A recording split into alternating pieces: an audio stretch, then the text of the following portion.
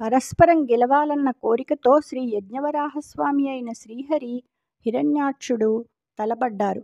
చాలా ఎత్తుగా లేచే తరంగాలతో ఒకదానితో ఒకటి కొట్టుకునే కోపపూర్ణ సముద్రాలలాగా, మదమత్తమైన 2 ఏనుగులు తొండాలతో పెనుగులాడుతున్నట్లు, కోపంతో భయంకరంగా పొగరుతో తలబడే పెద్ద పులుల్లాగా, సమధికాహంకారంతో ఎదిరించి రంకెలు వేసి మదించిన ఎద్దుల వలె, సహించటానికి వీలులేని ఆవేశం గల సింహాలలాగా పరాక్రమించి వారు పోరుతున్నారు.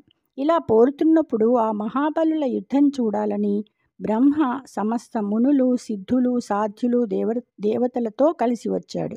భూమి కోసం రాక్షసుడితో పోరే వరాహస్వామితో బ్రహ్మ ఇలా అన్నాడు: అంచిత దివ్యమూర్తి పరమాత్మక ఈ కలుషాత్ముడైన నక్తంచరుడస్మదీయ వరగర్వమునన్ భువనంబులెల్లగారించు మదించి ఇట్టి విపరీత చరిత్రుని ద్రుంపకిట్లుపేక్షించుటగాదు వీని బలిసేయు వసుంధరకున్ శుభంబగున్.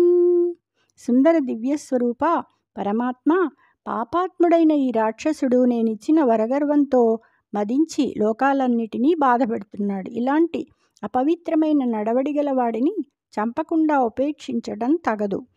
వీడిని భూమికి బలి ఇస్తే మేలు కలుగుతుంది. జయ శ్రీకృష్ణ.